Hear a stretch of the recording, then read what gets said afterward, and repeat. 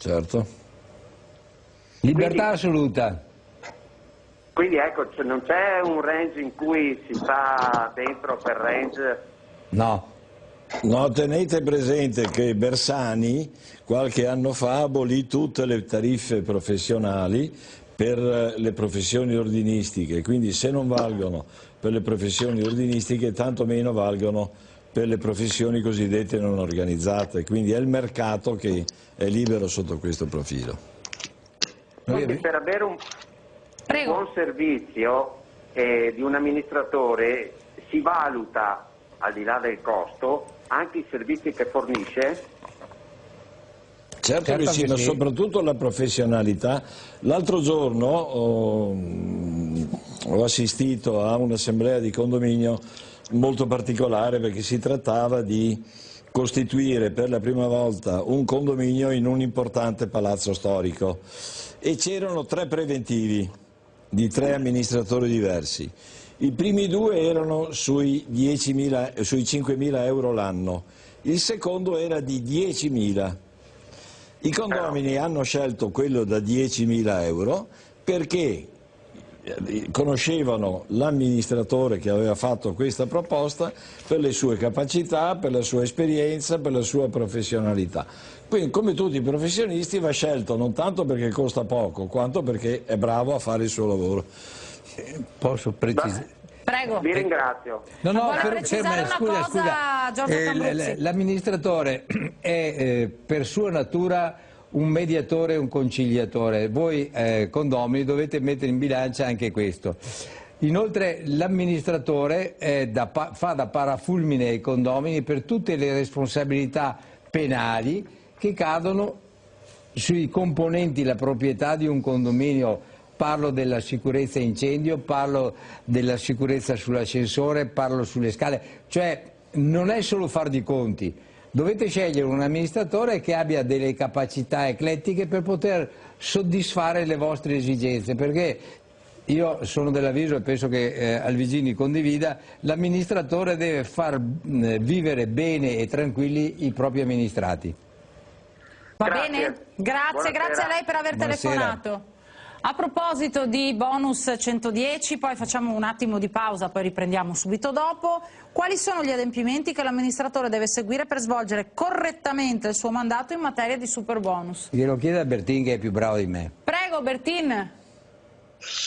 Beh, certo che intanto il problema è questo, che tutta la prassi è molto tagliata e molto lunga, quindi bisogna innanzitutto seguire le prime verifiche, che sono quelle della verifica della congruità edilizia del fabbricato, perché senza questa non si può andare avanti, non si può nemmeno procedere. Questo è il primo aspetto. Il secondo aspetto è quello di avere una verifica da parte del termotecnico che garantisca che facendo l'intervento di bonus, di super bonus, si passano due classi energetiche.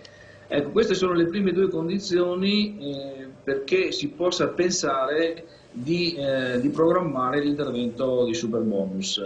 È chiaro che poi quello che è importante è intanto aver scelto dei tecnici seri, perché i tecnici devono fare le asseverazioni per quanto riguarda appunto la verifica termotecnica, ma poi anche in modo soprattutto per quanto riguarda i prezzi che saranno legati al capitolato, e quindi la scelta dei tecnici è essenziale. I tecnici devono rispondere poi delle loro asseverazioni, infatti la legge prevede che abbiano anche delle assicurazioni importanti proprio per garantire che tutto proceda per il meglio, insomma. Poi c'è la scelta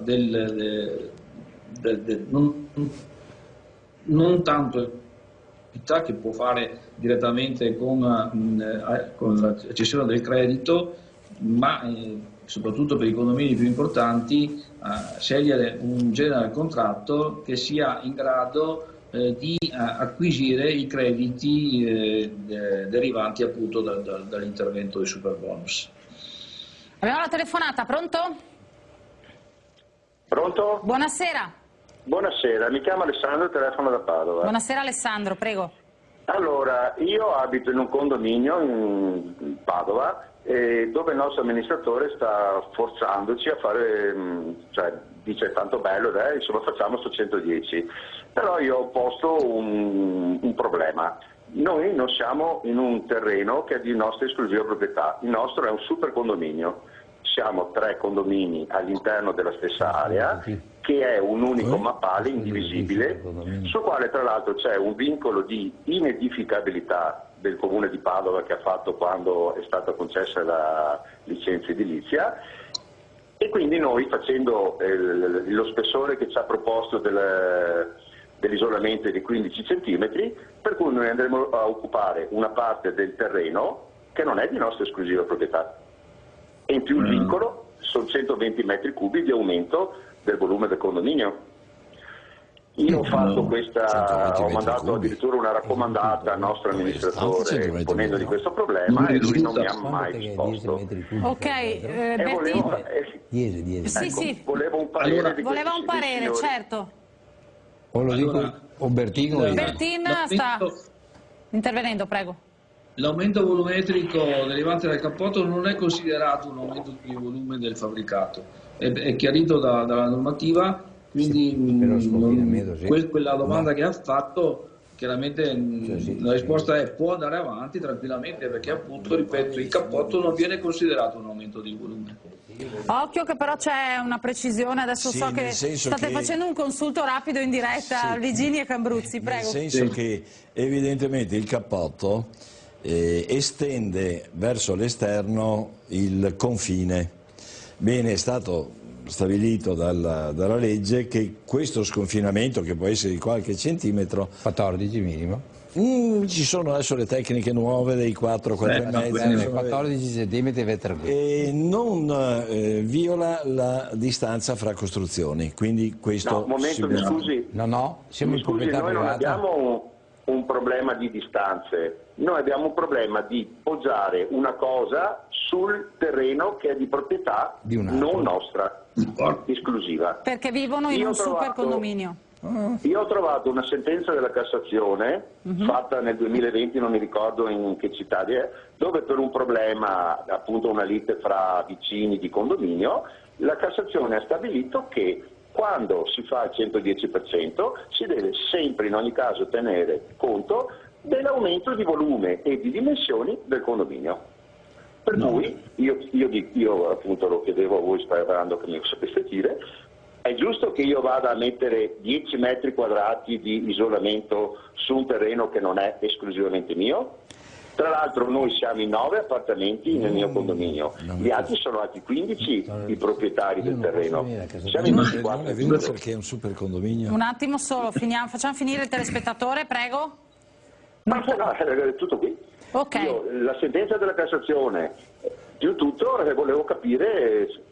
Allora, il problema mi sembra di capire che non è l'aumento in sé, ma il fatto che sconfina in un'altra proprietà. Il condominio. No, in una proprietà comune. Esatto, cioè una proprietà che non è solo di quel condominio. Ecco, il discorso terra è sul 110, il mio modesto parere è sciocchi chi essendo proprietari di un monofabbricato, di una villa, di una casa isolata, non se ne approfittano. Non l'abbia fatto. Tant'è che anche i nostri esimi parlamentari se ne sono accorti, perché un anno fa hanno bloccato quello che era il beneficio per le case singole. Esatto. Si sono accorti sempre i nostri esimi governanti, i nostri bravi governanti, che è stato fatto in maniera precipitosa, non è stato valutato quello che può essere, per cui ogni tanto si inventano di fare qualche cosa. Per esempio, per quanto riguarda l'approvazione del progetto per andare avanti, l'hanno fatto con un terzo anziché il 50% come era previsto prima,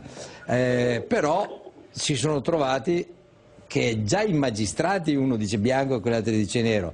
Quando per esempio prendendo lo spunto da quello che ha detto il signore adesso, nei poggioli che io devo portare via sugli 80 centimetri ne porto via 15 perché riduco la superficie. Certo. ci sono delle sentenze che dicono ha ragione il condomino che viene con la proprietà limitata, ha ragione invece l'altro magistrato che dice che l'interesse del singolo è superato dall'interesse globale. Collettivo, certo. Per quanto il caso specifico del signore, se fossimo sulla strada, cioè area pubblica, non ci sono questioni. Sì. Se fossimo a confine con una proprietà privata diversa dalla mia, non ci sono questioni che quello ti vieta oppure ti chiede l'ira di Dio per autorizzare lo sconfinamento. Se siamo sul bene condominiale, cioè di un super condominio, è opportuno che l'amministratore chieda l'assenso e la cessione dei 15 centimetri valutati e viene monetizzata, e allora lo può fare. Se il super condominio gli dice di no, comincio a pensare che gli avvocati avranno le loro gatte da pelare. Sì, il loro lavoro da fare. E per quanto riguarda il comune con il vincolo di inedificabilità, anche questo fa parte del dovere tenere conto dell'aumento di volume del mi creda, in questo momento tutti i comuni, non solo quello di Padova, non si assumono l'onere di dirle di no. Quasi tutti dicono sì, come gli hanno detto di andare a occupare il marciapiede per tirare su i 15 centimetri, senz'altro, anche se c'è il vincolo, per cui è un vincolo che non altera la facciata, perché immagino che sarà un fabbricato che non ha sporgenze, non ha poggioli. Siamo all'interno anche di un giardino. Sì, ecco, cioè non vedo difficoltà burocratiche da parte del comune. Comunque, per quanto riguarda la comproprietà, siete d'accordo con me che, deve essere l'autorizzazione, del supercondominio, perché può invocare il 1102 che ognuno può fare delle parti comuni tranne il maggior beneficio, purché eccetera eccetera. Evitate di andare dagli avvocati, fate fare l'assemblea, certamente l'assemblea del super, siccome oggi tocca a te, domani può capitare a me, vi dicono di sì. Ok, grazie. Soprattutto se monetizzate la superficie che gli portate via.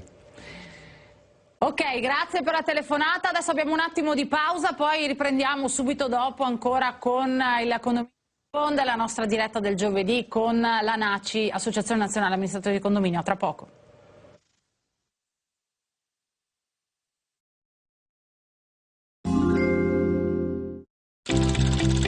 L'abbiamo già detto, ma i materassi, le reti e le poltrone relax non sono tutte uguali.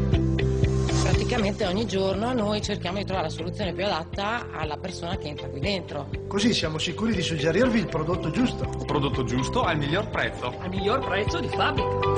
Formaflex, i migliori sistemi di riposo ai prezzi più bassi di Verona. Vi aspettiamo nella rinnovata sede in Zai a Verona, a Lugagnano di Sona e a Vago di Lavagno.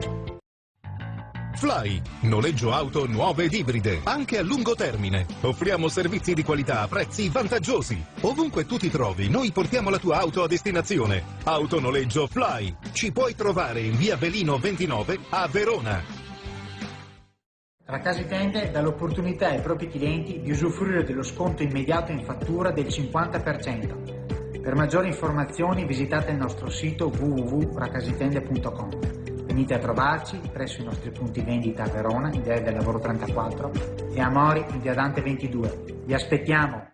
Tonus Laboratorio del Piede, il centro altamente specializzato nella costruzione di plantari su misura e calzature, dedica un'area ampliata e rinnovata per dare voce alla filosofia di benessere che da sempre lo caratterizza.